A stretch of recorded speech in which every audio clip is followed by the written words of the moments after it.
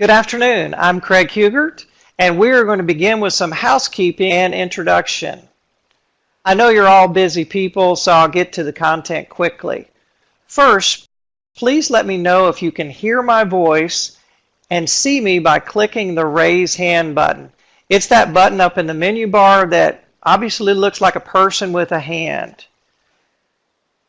So it looks like I've got 7 folks. I believe that's all of our attendees, so let me clear those. Thank you so much. And also, let's do the same thing, raise hand, if you have a printed handout in front of you of this class, and that's 4 tips class. And then if you can also, if you have the practice file open as well. So no need to do that again. If you have an issue with that, please let me know. All right.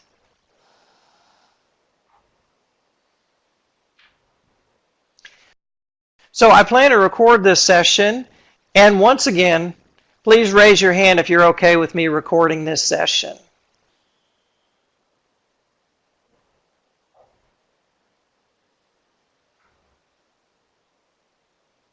I think I'm waiting on one more person there, but maybe not. There we go. Thank you so much. I appreciate that. Well, you guys are making my job easy already.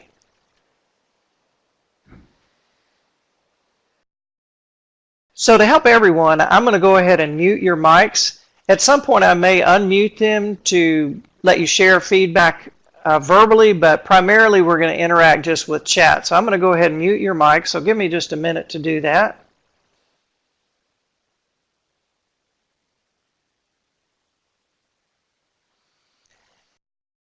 As I mentioned, I'm Craig Hugert, and I've worked with over 3,800 legal professionals just like you all over the country. Our topic is 4-word tips you can use today. My goal is to give you at least 1 tip that you can use as soon as you get back to your desk this afternoon. We're going to spend about 20 minutes together. As we get started today, I want to thank you for completing the questionnaire that I sent. That questionnaire helped me develop these tips that are relevant to you. And as you know, this is part of our ongoing series, Productivity Tips for Busy Attorneys. Next session's topic is Ninja Fast Email Management. You're not going to want to miss that one. I know that your time is valuable, so we've got 4 tips. I'm going to give you a chance to try the first one. The other 3 I'm just going to demo for sake of time. So as we get started, I've got a question for you, and you'll see the chat pod over on the left that says how many hours in a week. So it has that question up at the top. Down at the bottom, it has a place for you to chat your answer. And so my question is, how many hours in an average week do you spend using Microsoft Word? And so if you would just chat your answer, that would be great. Just number of hours in the week.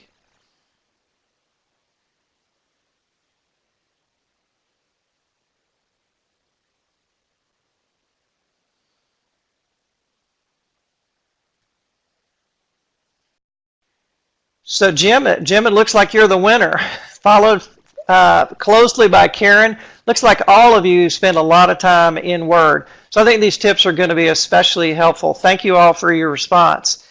And I would just say to you that if you adopt even one of these tips, it's going to save you at least 5 minutes a week.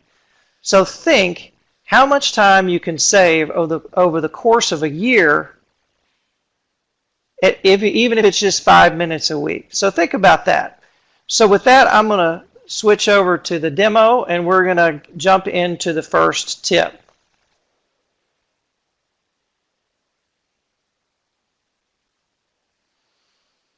So you should be seeing my screen now, and I just want to check a minute.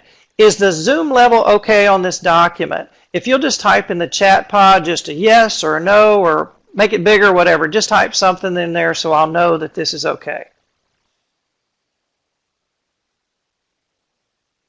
Thanks, Will, Karen, Leslie. Well, like I said, you guys are great. Thank you so much.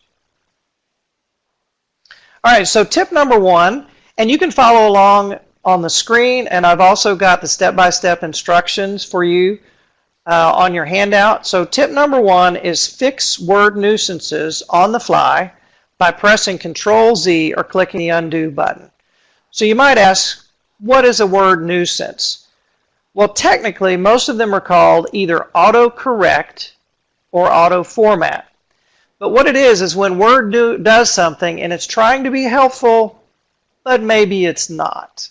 So let me give you the one that I find most irritating to folks, and that is when you type a C in parentheses, it converts it to a copyright symbol.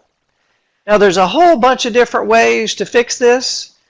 One that I heard in class one time is a woman said, well, what I do is I open up another document, find a C in parentheses, and then I copy and paste it over the copyright symbol.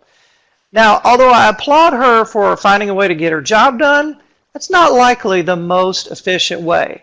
The most efficient way is to click the undo button up on the quick access toolbar, or you can use the keyboard shortcut Control-Z. So when I click this, it converts it right back to C in parentheses. So if you would just do that on your machine, just type a C in parentheses. Once it converts to a copyright symbol, then just do an undo.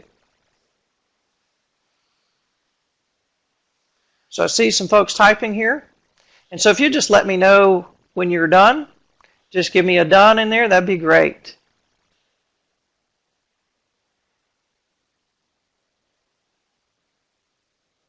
Okay.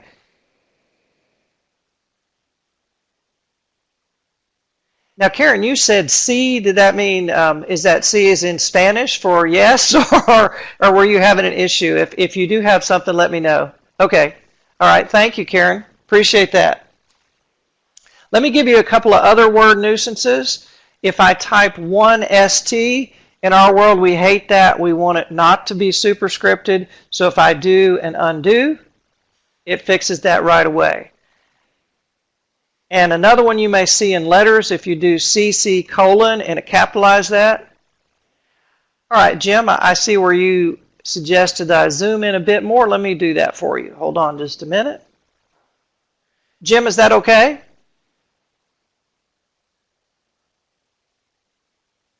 Excellent. Thank you so much. So if I get CC colon, I can do an undo. And that gives me the lowercase cc like I want to see. So in the chat pod, just let me know if you find this first tip useful. Just give me a yes, no, maybe, whatever works for you.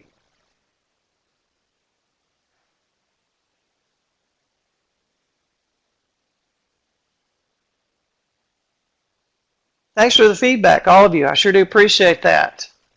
So tip number 2. Use Format Painter to copy paragraph formatting. So let me scroll down to where I'm going to demonstrate this.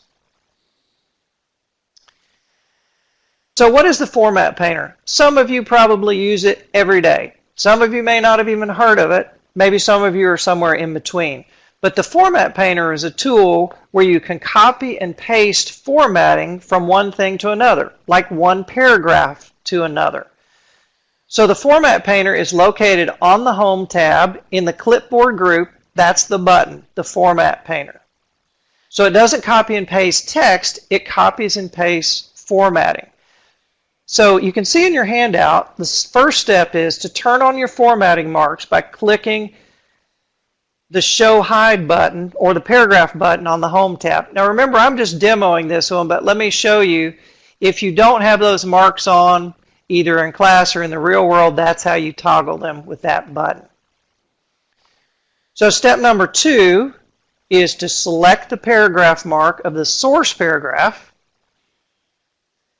Then you click the Format Painter, and then you click the paragraph mark of the destination paragraph.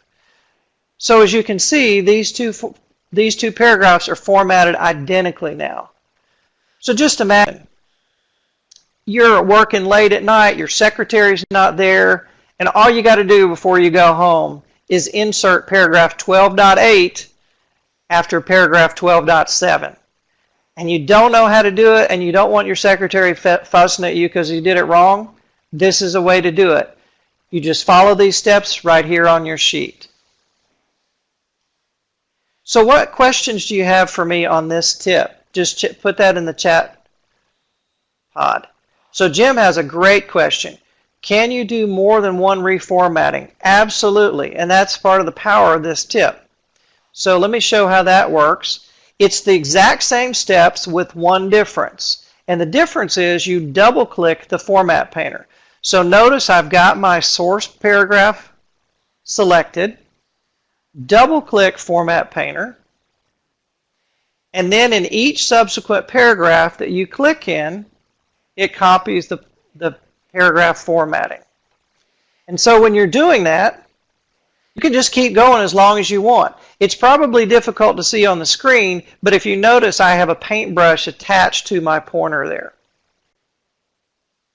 So to turn that off, you just click the format painter again, and then notice my pointer is back to normal. So that brings us to tip number 3.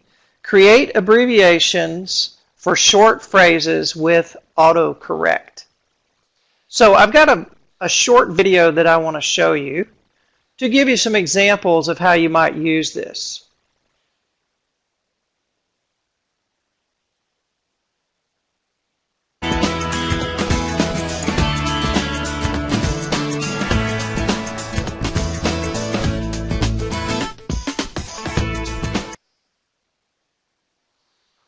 So there's a couple of examples, and I'm sure you could think of more. I mean, some people make one of these simply for their own name or the name of a client. That can be really handy, and for some folks can be a game changer. So let me show you how this works. So I'm going to go up to the phrase that you saw in the video, motion for summary judgment. And so I'll select this. And that's just so I don't have to type it in later. And again, your steps for this are under tip number 3. And I'll click File, and then choose Options.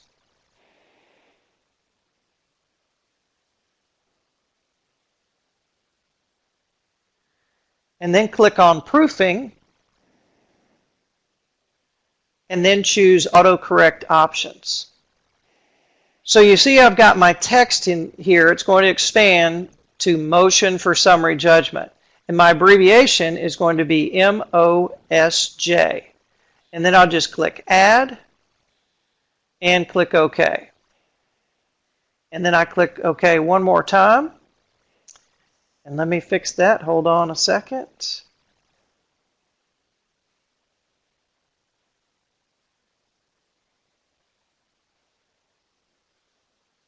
All right, and then I'm going to get a new document just to show you I can do this not only in the existing document, but in a new document as well. So I'm in my new document, and so the way these work is that you type the abbreviation, and then you either press the space bar or some punctuation. So if I type MOSJ, press the space bar, then it expands to motion for summary judgment. So if this is one that you could see yourself using, just chat your answer for me.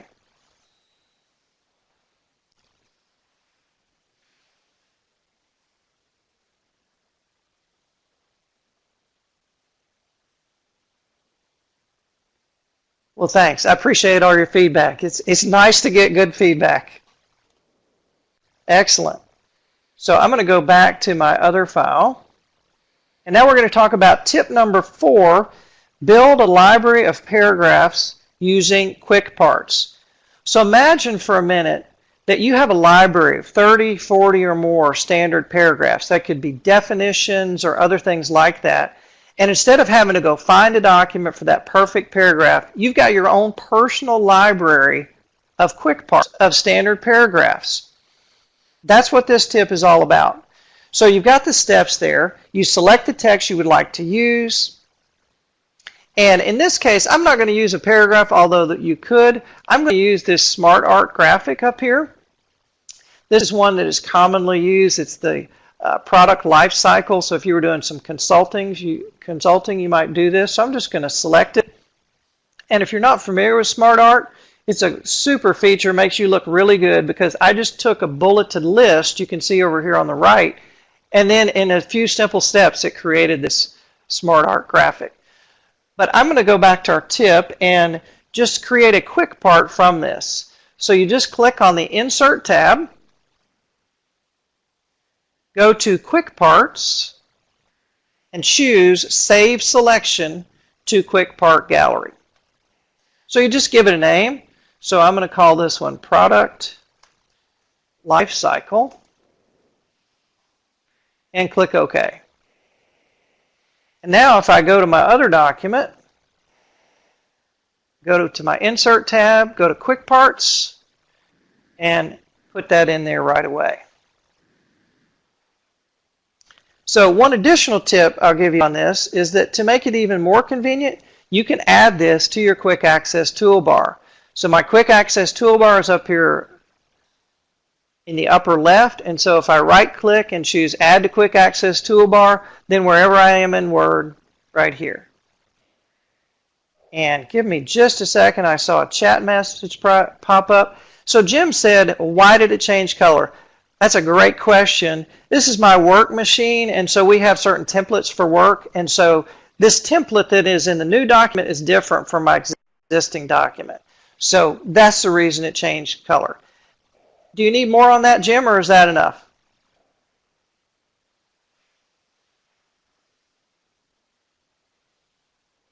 Thanks so much, Jim. So as we begin to wrap up here, I have a poll for you. Give me just a second to switch to it.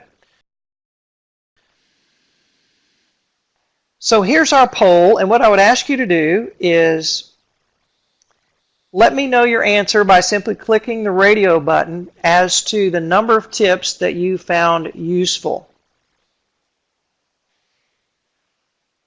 And while you're doing that, I'll review the 4 tips for you. So tip number 1 was fix word nuisances on the fly by pressing Control-Z or clicking the undo button.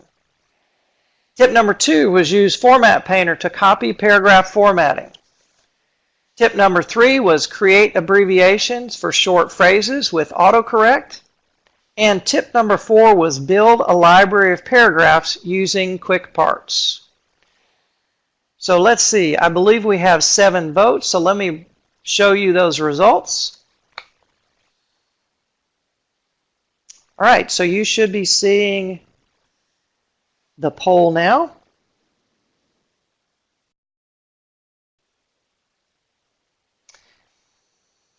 All right, so everybody, if you could just let me know if you can see that poll okay, that would be great. Just in the comments chat box over there on the left. And Karen has raised her hand. That's Karen, were you just indicating you could see the poll, or did you need something more? Okay, great. Thank you so much. So also, please look for an email from me with a follow-up survey. It'll give me some great feedback, so I would really appreciate that. And if you have any closing comments, please type them in the chat pod at the bottom left.